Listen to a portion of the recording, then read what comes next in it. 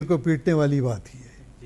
جی جزاکم اللہ تعالیٰ احسن جزا۔ اب ہم پروگرام کو آگے بڑھاتے ہیں اور محترم مولانا عبدالعلیم آفتاب صاحب سے میرا یہ سوال ہے کہ جیسا کہ ہم جانتے ہیں کہ دنیا بڑی تیزی کے ساتھ ایک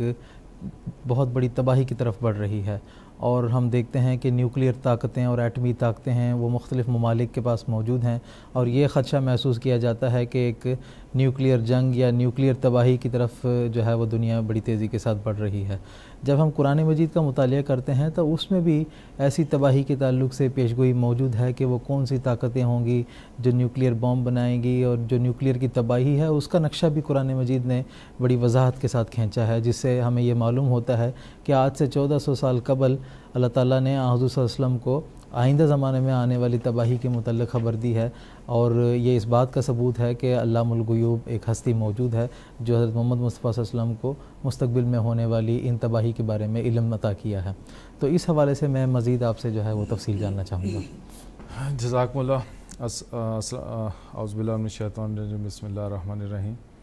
بالکل یہ بات درست ہے۔ آج اگر ہم دنیا کے حالات کو دیکھیں تو بڑی تیزی کے ساتھ دنیا جو ہے وہ تیسری عالمی جنگ کی طرف بڑھ رہی ہے، اور یہ تیسری عالمی جنگ جو ہوگی وہ لازماً ایٹومک وار ہوگی یا نیوکلیئر وار ہوگی، اور دنیا کے کئی ممالک نے جو ہے وہ نیوکلیئر ویپنز بنا لیے ہیں، جو کہ ایک بہت زیادہ تباہی کا باعث بن سکتے ہیں اگر یہ جنگ ہوتی ہے۔ تو جیسے کہ آپ نے جو بنیادی سوال کیا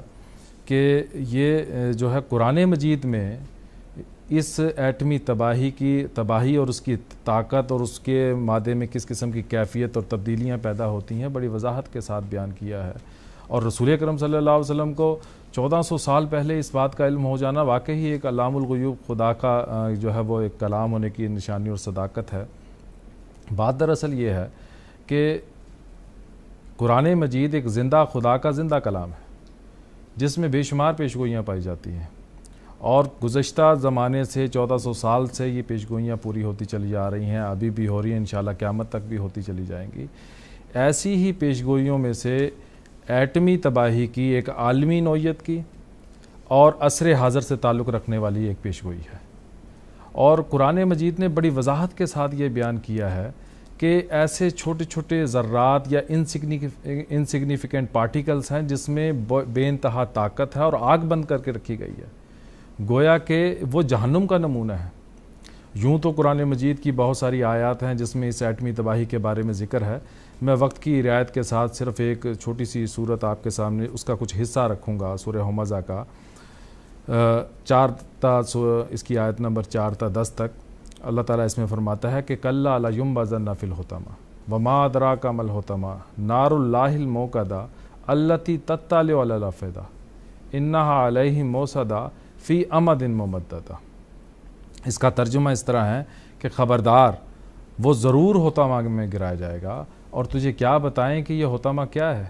یہ اللہ کی بھڑکائی ہوئی آگ ہے جو دلوں پر لپکے گی، جو ان کے خلاف یعنی گناہگار لوگوں کے خلاف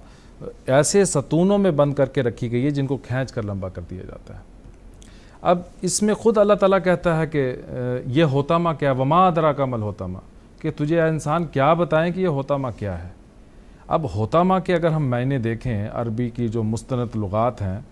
اس میں ایک خاتمہ کے معنی دیے ہیں کہ پلورائز انٹو ایکسٹریم پارٹیکلز، کہ کسی چیز کو بالکل باریک اور مہین پیس دینا۔ دوسرے حطمہ ہے، اس کے معنی یہ ہیں کہ ایسے چھوٹے چھوٹے ٹکڑے کر دینا کہ ان ٹکڑوں کی مزید پھر آگے سے تقسیم نہ کی جا سکتی ہو۔ میں اس بات کو مزید سمجھانے کے لیے ایک مثال بھی دوں گا آپ کے سامنے کہ جیسے آپ نے بھی مشاہدہ کیا ہوگا کہ کسی اگر نیم اندھیرے کمرے میں بیٹھے ہوئے ہوں اور اس اندھیرے کمرے میں اگر کہیں سے باہر سے دروازے کی یا کہیں درار سے اگر لائٹ آتی ہو تو ایک روشنی کی بیم بنتی ہے۔ اس بیم کے اندر اگر ہم غور سے دیکھیں تو چھوٹے چھوٹے پارٹیکلز، چھوٹے چھوٹے ذرات جو ہے وہ اڑتے ہوئے فلوٹ کرتے ہوئے نظر آتے ہیں۔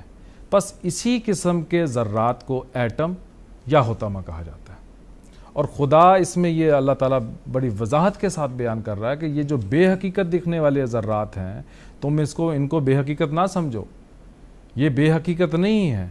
بلکہ ان کے اندر بے انتہا طاقت ہے، اور ایسی آگ ہے جس میں کسی زمانے میں انسان کو جو کہ عصر حاضر سے تعلق رکھنے والی ہے جھونکا جائے گا۔ اب جب تک سائنسدانوں کی طرف سے ایٹم اور اس کے نتیجہ، اس کے اندر کیا طاقت ہے، اس کے اندر کس قسم کی تبدیلیاں پیدا ہوتی ہیں جب دھماکہ ہوتا ہے، جب تک یہ تحقیقات، انکشافات ہمارے سامنے نہیں رکھے تھے تحقیقات کے بعد، تب تک ہم ہوتامہ کو سمجھ ہی نہیں سکتے تھے کہ یہ ہوتامہ کیا ہے۔ میں اس کے بارے میں ایک ویسٹرن اورینٹلسٹ سیل نامی یہ کہتا ہے کہ یہ جب تک ایٹم کے بارے میں ڈسکوری نہیں ہوئی تھی، انکشافات نہیں ہوئے تھے، تب تک لوگ یہ تصور بھی نہیں کر سکتے تھے کہ ایسے چھوٹے چھوٹے بے حقیقت ذرات میں آگ کو بند کر کے رکھا جا سکتا ہے۔ وہ کہتا ہے کہ اب ایٹم کے انکشاف کے بعد اور اس کی طاقت کے انکشاف کے بعد جا کر ہوتامہ کی کہیں پہ ہیلی حل ہوئی ہے، نہیں تو اس سے پہلے جو مفسرین گزشتہ تھے یا تو اس کو آخرت کی طرف چسپاں کرتے رہے یا جو ہے پھر اس کا ہوتامہ کا ترجمہ ہوتامہ ہی کرتے رہے۔ اور جب تک یہ انکشافات اس کے بارے میں نہیں ہوئے تھے، ہم قرآن مجید کی اس پیشگوئی فی امد ممددہ کہ وہ آگ جو ہے وہ ایسے ستونوں میں بند کر کے، ذرات میں بند کی گئی ہے جو کہ کھینچ کے لمبے کر دیے گئے ہیں، ہم سمجھ ہی نہیں سکتے تھے اس پیشگوئی کو۔ سائنسدانوں کی طرف سے جو اس کے مادہ میں جب یہ ایٹم جب پھٹتا ہے یا ایٹم بم جب پھٹتا ہے، اس کے مادہ میں جو تبدیلیاں پیدا ہوتی ہیں اس کو اس طرح بیان کرتے ہیں کہ جیسے کوئی چیز اپنے اندر بے انتہا دباؤ کی وجہ سے پھٹنے والی ہو، اور یہ جو دباؤ ہے یہ اس مادہ کے پھٹنے سے پہلے اس کے پھیلنے کے نتیجے میں ہوتا ہے۔ اور مزید اس پروسیس میں ہوتا کیا ہے وہ بھی میں بیان کر دوں تاکہ ناظرین کو جو ہے وہ سمجھ میں آئے۔ اس کی ایک آسان سی مثال ریویلیشن میں بھی دی ہوئی حضور نے، وہ یہ کہ ایک بڑے وزن والا ایٹم جو ہوتا ہے، عنصر جو ہوتا ہے، وہ کم وزن والے دو ایٹم کے عناصر میں جو ہے وہ تبدیل ہو جاتا ہے، اور جو دو نئے ایلیمنٹس ایٹم کے بنتے ہیں ان کا وزن پہلے والے ایٹم سے، یعنی جس کو مدر ایلیمنٹ بھی کہا جاتا ہے یا ایٹم کہا جاتا ہے، اس کے وزن سے کچھ کم ہوتا ہے۔ اس پروسیس میں جو ایٹم کا معمولی سا حصہ جو ضائع ہوتا ہے وہ توانائی میں بدل جاتا ہے، اور یہ توانائی جو ہوتی ہے ایٹم کے اندر جو ہے اس کے مادے کے اندر پھیلاؤ پیدا کرتی ہے اور وہ پھیل کر جو وہ پھٹتا ہے۔ اب یہ پیش گوئی حیرت ہوتی ہے اس کلام پر کہ یہ بات حضرت محمد مصطفیٰ صلی اللہ علیہ وسلم کو کیسے پتہ لگ گئی کہ ایسے چھوٹے پارٹیکلز میں جو ہے وہ آگ کو بند کر کے رکھا گیا ہوگا۔ پھر عقل حیران اور رہ جاتی ہے کہ اس سے بڑھ کر اس کی کیفیت بھی بیان کرتا ہے قرآن مجید کہ وہ آگ جو ہوگی وہ ہوگی کیسے، اس کی نوعیت کیا ہوگی۔ کہا کہ التی تطلع علی الافئدہ، وہ ایسی آگ ہوگی جو براہ راست دلوں پر حملہ کرے گی۔ اب ہر ایک جانتا ہے کہ آگ کا کام کیا ہے، آگ کا کام ہے کہ جلا کر بھسم کر دے، راکھ کر دے، لیکن یہاں اللہ تعالیٰ کسی اور آگ کی بات کر رہا ہے، کہہ رہا ہے آگ، لیکن یہ جلائے گی نہیں، یہ براہ راست دلوں پر حملہ کر کے حرکت قلب کو، جاندار کی کو بند کر دے گی۔ اور ایسے یہ حملہ ہوگا جیسے کہ جو ہمارا دل جو ہے وہ پسلیوں کے پیچھے محفوظ ہے، بالکل وہ پسلیوں کو نقصان پہنچائے بغیر دلوں پر حملہ کرے گی، اور ایسے حملہ کرے گی کہ گویا کہ پسلیوں کا وجود ہی کوئی نہیں، اور حرکت قلب کو بند کر دے گی، اور موت جو ہے وہ حرکت قلب کی وجہ سے، بند ہونے کی وجہ سے ہوگی، لیکن جلنے کی وجہ سے نہیں ہوگی۔ ایٹم کا جب دھماکہ ہوتا ہے، ہوتا کیا ہے کہ 3 قسم کی ریزز نکلتی ہیں، ایک ایکس ریز، دوسری نیوٹرون ریز اور تیسری گاما ریز۔ جب ایکس ریز ریلیز ہوتی ہے تو وہ ماحول کے درجہ حرارت کو ایک دم جو ہے وہ بہت زیادہ بڑھا دیتی ہے، جس کے نتیجہ میں کیا ہوتا ہے کہ ہوا ایک آگ کا گولہ بنتا ہے جو ہواؤں کی دوش میں آسمان کی طرف بلند ہوتا ہوا نظر آتا ہے، اور دور سے دیکھنے والوں کے لیے ایسا لگتا ہے کہ جیسے وہ کوئی بڑی سی چھتری یا مشروم کی جو ہے ایک تصویر بن جاتی ہے۔ اور اس کے ساتھ ہی جو نیوٹرون ریز ہے وہ بھی ریلیز ہوتی ہے، اور یہ دونوں مل کر ایکس ریز اور گاما ریز اور نیوٹرون ریز جو ہے وہ درجہ حرارت کے ماحول کو بہت زیادہ بڑھا دیتی ہیں، اور رستے میں آنے والی ہر چیز کو جو ہے وہ جلا کر راکھ کر دیتی ہیں، اور اس کی رفتار جو ہے وہ آواز کی رفتار سے بھی کہیں زیادہ ہوتی ہے۔ لیکن اس سے کہیں زیادہ خطرناک گاما ریز ہوتی ہے، جو روشنی کی رفتار سے آگے بڑھتی ہے اور اپنے پیچھے یہ ایکس ریز اور نیوٹرون ریز کو پیچھے چھوڑ جاتی ہے، اور سیدھا جا کر اس کا حملہ براہ راست دلوں پر ہوتا ہے اور حرکت قلب کو بند کر دیتی ہے، کیونکہ یہ بہت زیادہ مرتعش اور وائبرنٹ ہوتی ہے، اتنی وائبرنٹ ہوتی ہے کہ اس کا ایسے حملہ ہوتا ہے کہ پسلیوں کو کسی قسم کا کوئی نقصان نہیں ہوتا۔ اور نیوٹرون ریز اور اس کے ساتھ ایکس ریز کے جلانے سے پہلے یہ روشنی کی رفتار سے آگے جاتی ہے اور براہ راست دلوں پر حملہ کر کے جو ہے کسی بھی جاندار یا انسان کو جو ہے وہ ہلاک کر دیتی ہے۔ تو یہ حیرت ہوتی ہے۔ اب بتائیے اس سے زیادہ جو ہے وضاحت کے ساتھ ایٹم کے بارے میں پیشگوئی اور کیا ہو سکتی ہے کہ 1400 سال پہلے حضرت محمد مصطفیٰ صلی اللہ علیہ وسلم کو یہ علم دیا جا رہا ہے کہ ایسے چھوٹے پارٹیکلز ہیں جس میں آگ بند کر کے رکھی گئی ہے، ان کی طاقت اتنی زیادہ ہوگی کہ وہ جہنم کا نمونہ ہوں گے اور یہ پارٹیکلز جلائیں گے بعد میں، پہلے یہ انسان یا کسی بھی جاندار کو ہلاک کر دیں گے اور پھر ہلاک کرنے کے بعد جو ہے پھر وہ آگ پہنچے گی اور پھر اس کے بعد جو ہے وہ اس کا جسم کو جلا کر راکھ کرے گی کسی بھی۔ اب یہ جو ایٹمی تباہی ہے یہ جو ہے اس کے بارے میں بہت سارا نقشہ قرآن مجید میں اور دوسری آیات میں بھی آتا ہے، وہ بھی میں آپ کے سامنے رکھنے کی کوشش کروں گا۔ اللہ تعالیٰ قرآن مجید میں فرماتا ہے کہ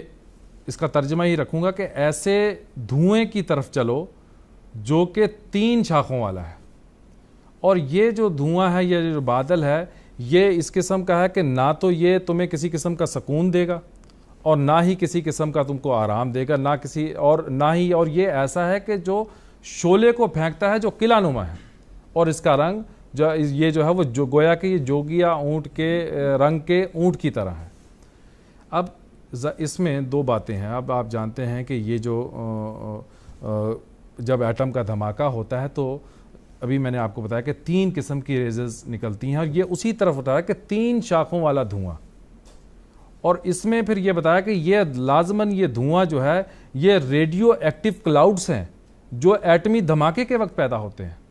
اور پھر اس کے ساتھ ساتھ اس کی تصویر بھی بتائی کہ یہ ایسے بلند ہوگا جیسے کہ قلعہ جو ہے وہ بلند ہوتا ہے، اور پھر اس کے رنگ کی بھی مشابہت بتائی کہ اس قسم کی ہوگی کہ جیسے جوگیا اونٹ ہوتا ہے، بالکل وہی کلر بنتا ہے، بالکل وہی تصویر بنتی ہے جو قرآن مجید کی طرف سے بیان کی جا رہی ہے، اور ساتھ ساتھ یہ بھی بیان کیا جا رہا ہے کہ یہ سایہ جو ہے یہ وہ سایہ نہیں ہے جو ہم چلملاتی دھوپ میں جو ہے ہم کو جب ایک سایہ آ جائے، بادل آ جائے تو ہمیں بڑی تسکین ملتی ہے۔ کہا کہ یہ عذاب میں مزید جو ہے اضافہ کرنے والا ہوگا اور کسی قسم کا سکون نہیں ہوگا، کسی قسم کا آرام نہیں ہوگا، جس میں انسان کسی آئندہ زمانے میں جھونکا جائے گا۔ لازماً وہ یہی والا زمانہ ہے اگر انسان نے ابھی بھی جو ہے عدل کے تقاضوں کو پورا نہ کیا اور ابھی بھی اس نے اگر اپنی اخلاقی حالتوں میں اگر بہتری نہ کی اور مامور من اللہ جو اللہ تعالیٰ کی طرف سے آیا اس کو قبول نہ کیا، اللہ تعالیٰ اس سے ہم کو محفوظ رکھے۔ جی جزاکم اللہ تعالیٰ احسن جزا۔ ناظرین کو میں یہاں پر یہ بھی بتانا چاہتا ہوں کہ یہ جو باتیں ہم آج کے ایپیسوڈ میں پیش کر رہے ہیں